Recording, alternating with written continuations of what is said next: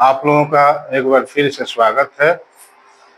पिछली कक्षाओं में हम लोगों ने सल्तनत काल के प्रमुख राजवंशों गुलाम वंश और खिलजी वंश को विस्तार से पढ़ा। उनके महत्वपूर्ण शासकों और उनके द्वारा किए गए प्रमुख कार्यों को हमने विस्तार से जाना और परीक्षा के दृष्टिकोण से अगर देखा जाए तो उनसे बहुत सारे सवाल बनते हैं। तो इसी क्रम में आज की कक्षा में हम लोग पढ़ेंगे कि खिलजी वंश की समाप्ति के बाद एक नए राजवंश का उदय होता है और उसकी सत्ता स्थापित होती है 1320 में। 1320 में क्या होता है कि खिलजी वंश का जो अंतिम सुल्तान था, जिसको हमने पिछले क्लास में पढ़ा था, उसका नाम था नासिरुद्दीन खुसरो खां। उसको हटा करके गाजी मलिक नाम का एक व्यक्ति गयासुद्दीन तुगलक के नाम से शासक बनता है, सुल्तान बनता है। तो आइए इस बारे में हम लोग इसके बारे में, इसके प्रमुख कार्यों के बारे में विस्तार से अध्ययन करें। इसकी स्थापना जो है गयासुद्दीन तुगलक के द्वारा 1320 में की गई थी और यह अंतिम तुर्क वंश से संबंधित शासक था। इसके पहले गुलाम वंश, खिलजी वंश और ये तीसरा और अंतिम वंश था जो तुर्क जाति से संबंधित था। इसका राजा स्थापित होता है। तो गयासुद्दीन तुगलक जो है 1320 में दिल्ली का नया सुल्तान बनता है और यह किस वंश का था? तो तुगलक वंश का था। इसकी शासन अवधि जो है 1320 से लेकर के 1325 तक, मात्र 5 सालों तक यह शासन करता है। लेकिन इसने 5 सालों में ही प्रशासनिक व्यवस्था को दुरुस्त कर दिया और कुछ नए कार्य भी किए। हम लोग आगे इसको पढ़ेंगे प्रमुख बिंदुओं को। इसका वास्तविक नाम गाजी मलिक था। कई सारे परीक्षाओं में यह प्रश्न पूछा भी गया है कि गयासुद्दीन तुगलक का वास्तविक नाम क्या था? तो इसका नाम था गाजी मलिक। इसके द्वारा सबसे महत्वपूर्ण एक कार्य किया गया था कि कृषि के विकास हेतु और कृषि में सिंचाई के लिए इसने कृत्रिम नहरों का निर्माण शुरू किया था। बहुत सारे नहरों का निर्माण की शुरुआत करने वाला शासक यही था। बाद में इसकी देखा देखी, इसके बाद में जो MBT मोहम्मद बिन तुगलक जो इसका बेटा था गद्दी पर बैठा, तो उसने भी नहरों का निर्माण करवाया। और उसके बाद फिरोज शाह तुगलक जब गद्दी पर बैठा तो उसने भी सिंचाई के लिए नहरों का, कुओं का, तालाबों का निर्माण कराया। तो एक प्रश्न अक्सर पूछा जाता है परीक्षाओं में कि दिल्ली सल्तनत का वह कौन सुल्तान था जिसने पहली बार कृत्रिम नहरों का निर्माण करवाया था? तो आप लोग आसानी से लिख सकते हैं कि गयासुद्दीन तुगलक वह प्रथम सुल्तान था दिल्ली सल्तनत का जिसने कृत्रिम नहरों का निर्माण कराना शुरू किया था। इसके टाइम में टैक्स जो था, यानी राजस्व की जो दर थी, वह 1/5 से 1/3 था। इसके पहले के कुछ शासकों के बारे में हमने पढ़ा। अलाउद्दीन खिलजी ने क्या किया था कि 1/2 टैक्स कर दिया था, लेकिन इसके समय में 1/5 या फिर 1/3 इसी बीच में टैक्स लिए जाते थे। एक व्यवस्था आप लोगों को याद होगा कि इल्तुतमिश ने इक्ता व्यवस्था लागू किया था। इक्ता व्यवस्था क्या थी कि इसमें जो साम्राज्य की जमीन थी अमीरों में बांट दी जाती थी, और अमीर जो है उस जमीन से टैक्स वसूला करते थे और उस टैक्स को राजा के पास, सुल्तान के पास जमा कर देते थे। और बाद में चल करके अलाउद्दीन खिलजी ने क्या किया था कि जितनी जमीनें थी जो अमीरों में सरदारों को दे दी गई थी, उन जमीनों को अलाउद्दीन खिलजी ने वापस ले लिया और उसको खालसा भूमि में बदल दिया था, यानी अपने नियंत्रण में सारे जमीन को ले चुका था। इसने क्या किया कि इसको लगा कि ये व्यवस्था ठीक नहीं है, इल्तुतमिश वाली इक्ता व्यवस्था ठीक है। इसने क्या किया कि पूरी जमीन को फिर से अमीरों में, सरदारों में बांट दिया। सैन्य विभाग जो अलाउद्दीन खिलजी ने सैनिकों का, जैसे कि हुलिया लिखने की प्रथा चलाई थी, घोड़ा दागने की प्रथा चलाई थी, इसको जो है और भी मजबूती से लागू करने वाला सुल्तान गयासुद्दीन तुगलक था। इसने उसे और भी मजबूत बनाया, और यही कारण है कि 29 बार मंगोलों का आक्रमण, जब ये सुल्तान था तो 29 बार मंगोलों ने भारत के सीमावर्ती क्षेत्रों में हमला किया, लेकिन हर हमले को इसने निरस्त कर दिया। यह संभव कैसे हो पाया? तो सैन्य विभाग को इतना मजबूत बना दिया था कि हर हमले को वह खत्म कर देता था। मंगोलों को बार बार हार करके वापस जाना पड़ता था। तो 29 बार, सबसे अधिक मंगोलों का आक्रमण सल्तनत काल के दौर में इसके सुल्तान रहते हुआ था, और सब में इसने विजय प्राप्त की थी। इसीलिए मंगोलों को हराने के उपलक्ष्य में इसने एक उपाधि धारण किया था, जिससे मलिक उल गाजी कहा जाता है। यानी अपने आप को यह कहता था कि मैं मलिक उल गाजी हूं। क्यों कहा था? क्योंकि इसने मंगोलों को बार बार परास्त किया था। हाँ, इससे संबंधित एक और जानकारी आप जान ले कि तुगलकाबाद एक शहर है, इसका निर्माण जो है, यानी इस शहर को बसाने वाला सुल्तान यही था। कौन? गयासुद्दीन तुगलक। 1325 में यह बंगाल के अभियान पर जाता है और बंगाल पर विजय प्राप्त करता है, और जब यह वापस अपनी राजधानी दिल्ली में लौटता है तो इसका एक पुत्र था जिसका नाम था जुन्ना खां, या जोना खां भी उसको कहते हैं। तो इस विजय के उपलक्ष्य में जोना खां के द्वारा एक कार्यक्रम रखा गया था, और कार्यक्रम रखा गया था एक लकड़ी के बने हुए घर में। उसी में कार्यक्रम चल रहा था, और अचानक क्या होता है कि लकड़ी के घर का जो छत था वह भी लकड़ी का ही बना हुआ था। तो एक लकड़ी जो है ऊपर से टूट करके गिरती है, और वह लकड़ी सीधे जहां गयासुद्दीन तुगलक बैठा था उसी के ऊपर आकर के गिर जाती है, और लकड़ी से गिरने के कारण वह पहले घायल होता है और उसकी मौत हो जाती है। कुछ इतिहासकारों का कहना है कि गयासुद्दीन तुगलक को मारने के लिए ही लकड़ी का घर तैयार कराया गया था, और ये एक षड्यंत्र था। और ये षड्यंत्र के पीछे हाथ किसका था? तो उनका मानना था कि जुन्ना खां जो है, जो उसका पुत्र था, वह चाहता था कि मैं अब सुल्तान बनूं।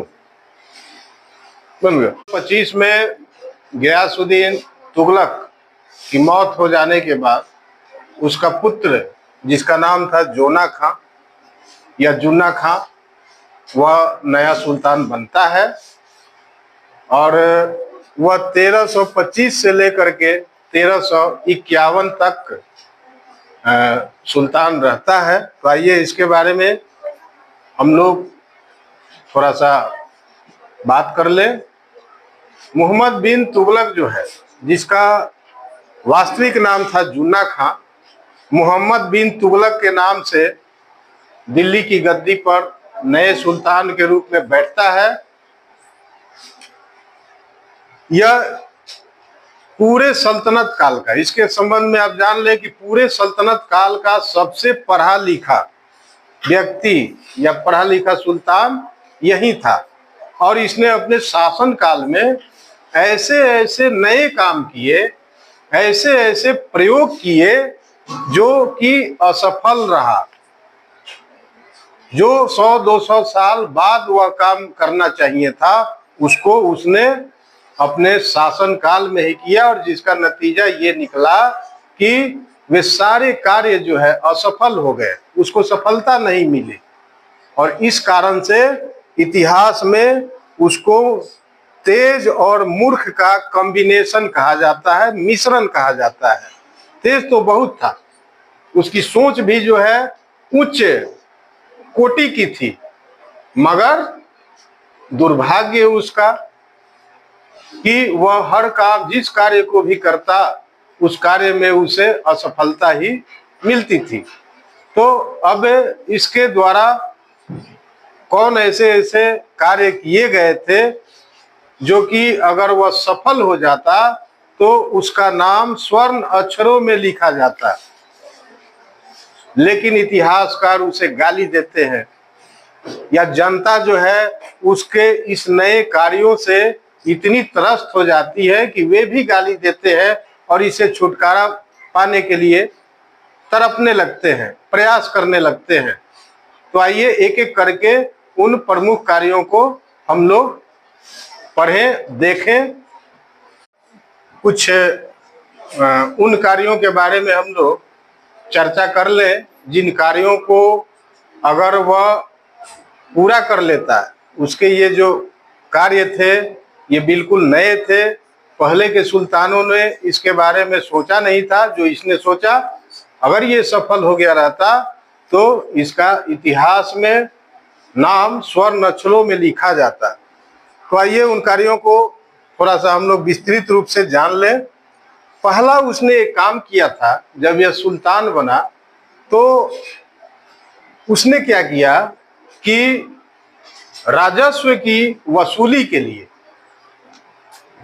जो पहले से व्यवस्था चली आ रही थी 1/3 या 1/5 वाली, उस व्यवस्था को उसने तो लागू किया, उसी को लागू किया।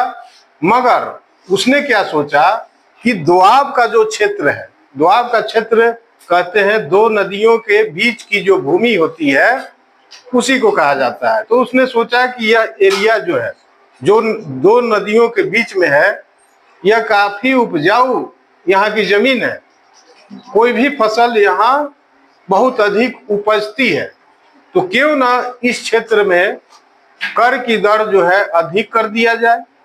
तो इसने क्या किया कि दोआब के क्षेत्र में कर की दर जो है 1/2 यानी कुल उपज का 50% कर लगा दिया।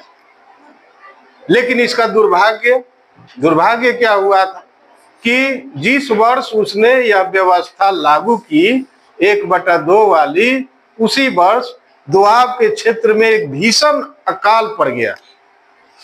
किसान खेती नहीं कर पाए, फसल हो नहीं पाई, और सूखा तो पड़ा ही, साथ ही साथ प्लेग की महामारी फैल गई। अब इससे वहां की जो जनता थी, वहां के जो कृषक थे, उन पर दोहरी मार पड़ी। एक तो अकाल पड़ा, ऊपर से महामारी का मार पड़ा, और जिसके कारण खेती उनकी चौपट हो गई। अब इसने क्या किया कि इसने चूंकि कर जो है 1/2 लागू कर दिया, अब इसने जबरदस्ती किसानों से टैक्स वसूलना चाहा, जिसमें वह सफल नहीं हो पाया। अब किसी के पास कुछ है ही नहीं तो टैक्स क्या देगा। तो यह योजना इसकी धरी की धरी रह गई, फेल हो गई। जो हम लोग आजकल आज के समय में जो नोट 100 का, 200 का, 500 का या सिक्का जो हम लोग चलाते हैं, उस पर लिखा रहता है कि ये 100 का है, ये 200 का है, ये 500 का है। ये सांकेतिक मुद्रा इसी को बोला जाता है। उन दिनों क्या होता था कि सामान की खरीद बिक्री करने के लिए सोना चांदी के सिक्के चलाए जाते थे। इसने क्या किया कि सोना चांदी के सिक्के को जनता से कहा कि आप लोग हमारे पास जमा कीजिए, और इसने तांबा के सिक्के जो है जारी कर दिए। तांबा के सिक्के बनवाए और जनता में उसको बांट दिया कि अब से जो है यही सिक्का खरीद बिक्री करने के काम आएगा। इसी को कहा जाता है सांकेतिक मुद्रा। अब क्या होता है कि इसने तो सोना और चांदी को अपने खजाने में जमा कर लिया और तांबा के बनाए गए सिक्के को जनता को दिया। अब जनता ने क्या किया कि उसकी नकल का सिक्का बनाना शुरू कर दिया। लोग अपने घरों में तांबा के या पीतल के जो है सिक्के बनाने लगे और बाजार में चलाने लगे। बिल्कुल देखने में राजा के द्वारा दिया गया सिक्का के समान ही वह दिखता भी था। जैसे आजकल नकली नोट चलते हैं ना, बिल्कुल उसी तरह की व्यवस्था जनता में हो गई। नकली सिक्कों का भंडार हो गया। नतीजा ये हो गया कि बाजार की व्यवस्था जो है वह गड़बड़ा गई, अस्त व्यस्त हो गई। बाजार में वस्तुओं की मांग जो है बढ़ गई। चूंकि खरीद बढ़ेगी, खरीदने वालों की संख्या बढ़ जाएगी, तो मांग बढ़ गई है तो मूल्य भी उस सामान का बढ़ जाता है। यानी बाजार की व्यवस्था बिल्कुल चौपट हो गई।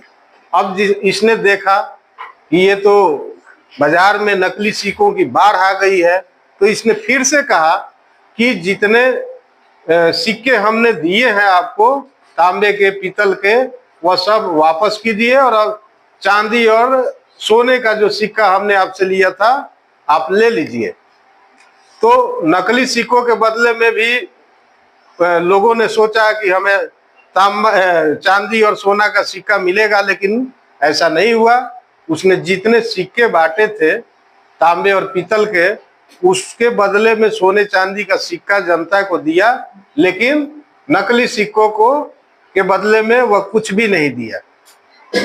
इस तरह से उसका खजाना जो चांदी और सोने के सिक्के से भरा हुआ था वह पूरी तरह से फिर खाली हो गया। तो एक दोहरी मार उस पर पड़ी, आर्थिक मार। राजकोष में सोना और चांदी यानी खजाना जो है वह खत्म हो गया। तो ये इस मुद्रा को चलाना भी उसके लिए महंगा पड़ गया। इसमें भी वह असफल रहा। तीसरा उसका कार्य क्या था कि उसने राजधानी परिवर्तन किया।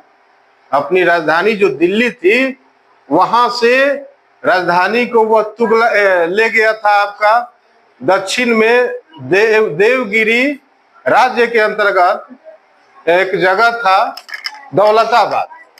वहां पर राजधानी परिवर्तन किया और उसने पूरे दिल्ली की जनता को यह अध्यादेश घोषित किया, अध्यादेश लागू किया, उनको आदेश दिया कि सभी को वहां चलना होगा नए राजधानी में।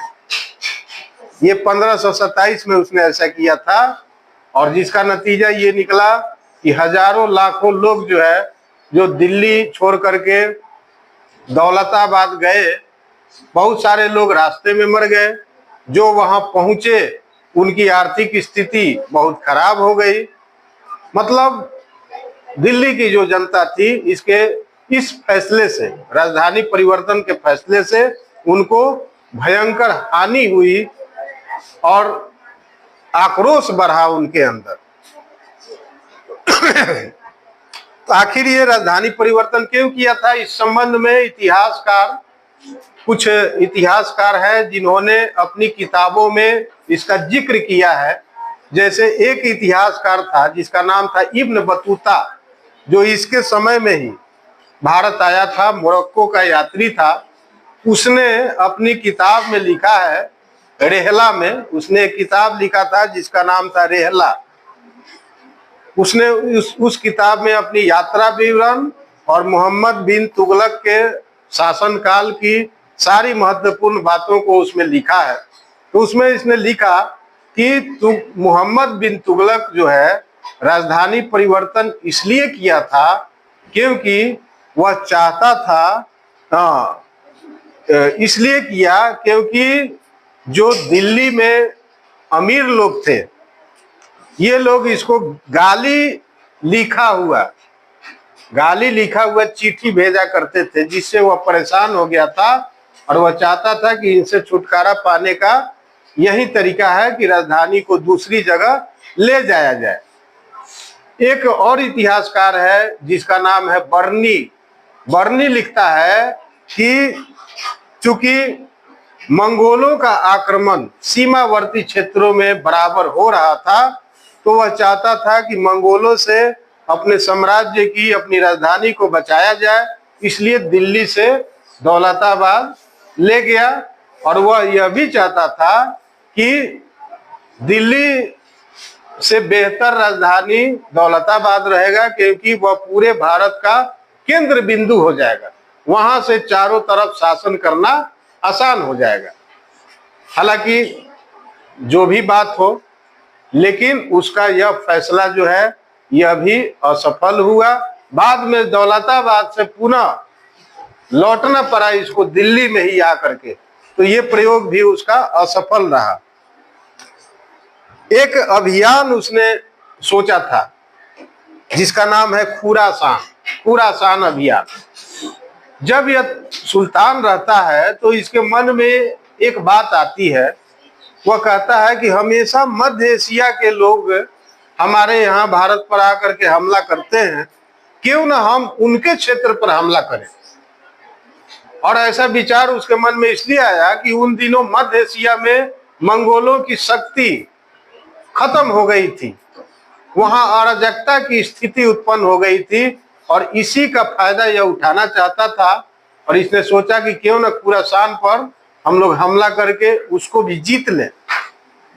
और इसके लिए इसने तैयारी क्या किया कि उसने 3,70,000 की एक सेना तैयार की, और इन सबको 1 साल का अग्रिम वेतन दे दिया कि आप अपने परिवार को आप लोग ये वेतन दे दीजिए, आपको 1 साल के लिए हमारे साथ खुरासान अभियान में चलना है, वहां लड़ना है। अब दुर्भाग्य इसका यहाँ भी साथ नहीं छोड़ता है।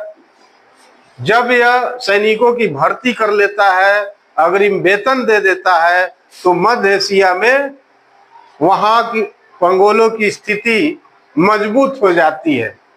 और मंगोल जब मजबूत हो गए तो ये बड़ा ही क्रूर थे, लड़ने में बहुत तेज, किसी दूसरे शासक की हिम्मत नहीं होती थी कि इनके क्षेत्र पर कोई हमला कर दे।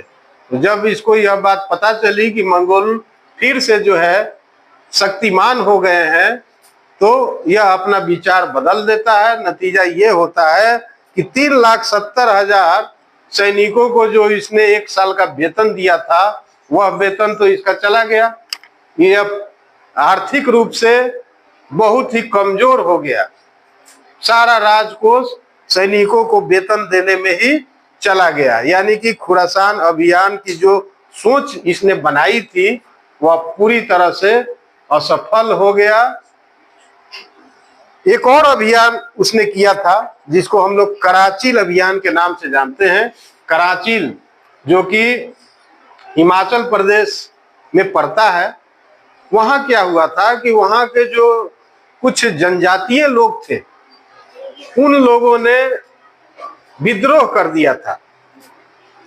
वह क्षेत्र भी इसी के साम्राज्य के अंतर्गत आता था, लेकिन जनजातीय लोगों ने कहा कि हम लोग स्वतंत्र हैं, हम लोग किसी की गुलामी नहीं करेंगे, हमारा यहाँ शासन रहेगा।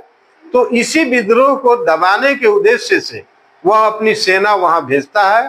कराचील अभियान इसको कहते हैं। शुरुआत में इसकी सेना जीतती है, लेकिन चूंकि पहाड़ी एरिया है वह, और उस भौगोलिक क्षेत्र की जानकारी इसकी सेना को नहीं थी, तो बाद में चल करके इसकी सेना बुरी तरह से परास्त होती है और वापस लौट आती है। यानी कि वह कराची अभियान भी इसका असफल होता है।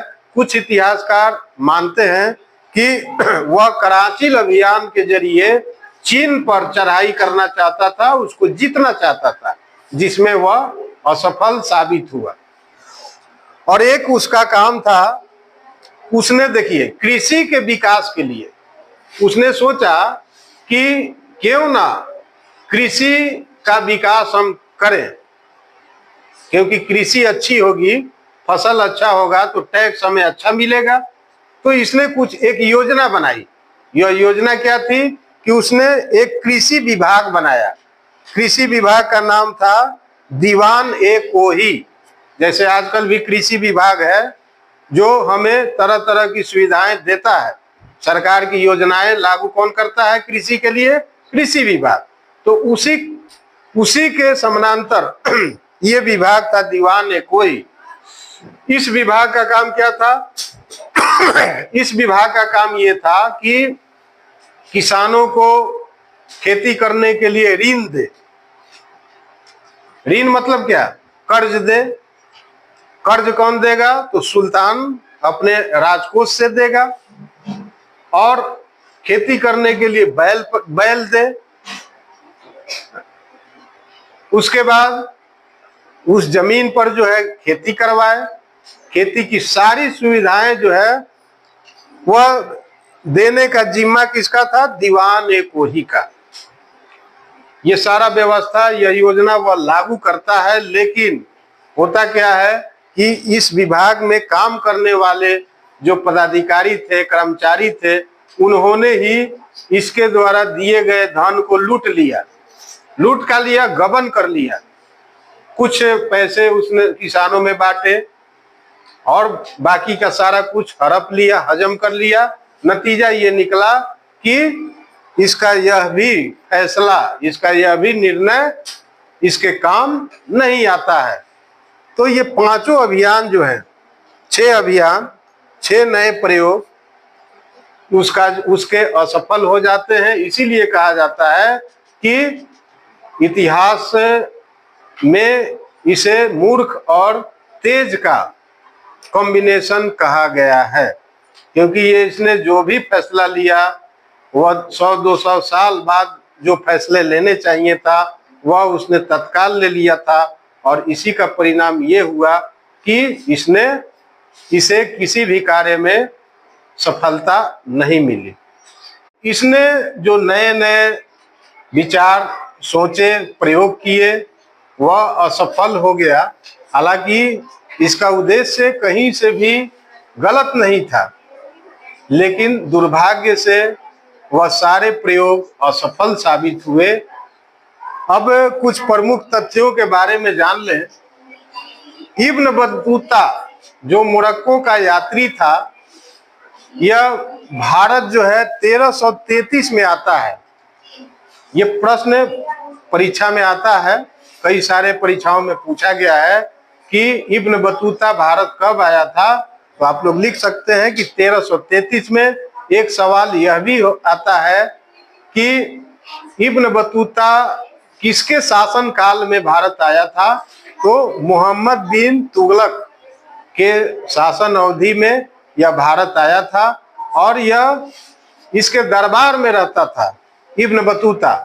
बाद में इब्न बतूता को मोहम्मद बिन तुगलक ने काजी नियुक्त कर दिया, काजी। और बाद में चीन का राजदूत बना करके मोहम्मद बिन तुगलक ने चीन भेज दिया था। इसकी एक किताब है, एक पुस्तक है इब्न बतूता की लिखी हुई, जिसका नाम है रेहला।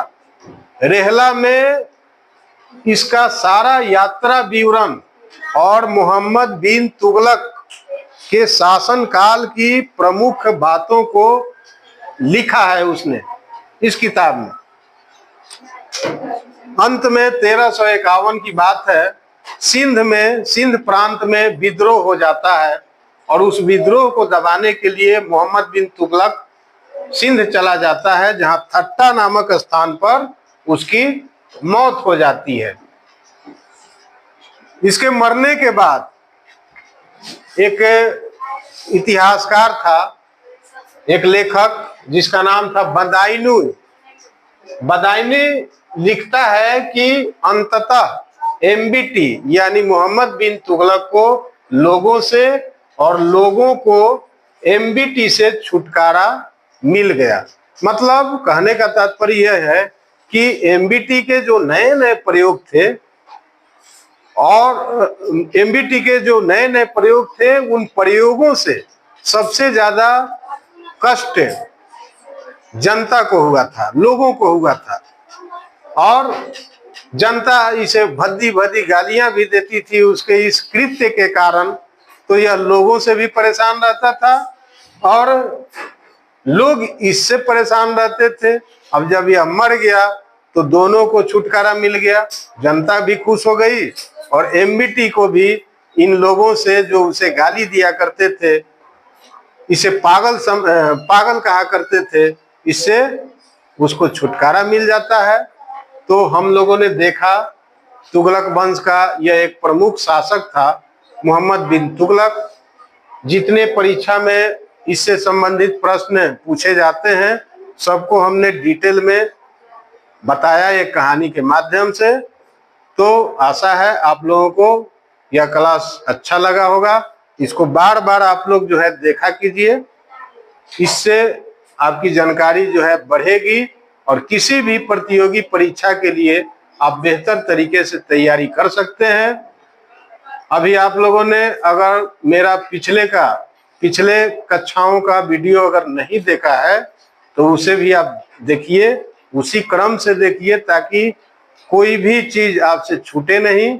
और वीडियो को स्किप मत कीजिए, उसे आगे पीछे करके आप देखा करें, एक एक चीज को ध्यान से समझने का प्रयास कीजिए। आप लोगों को सारा बात आसानी से समझ में आ जाएगा। तो इस कक्षा को हम लोग यहीं समाप्त करते हैं। बहुत बहुत धन्यवाद।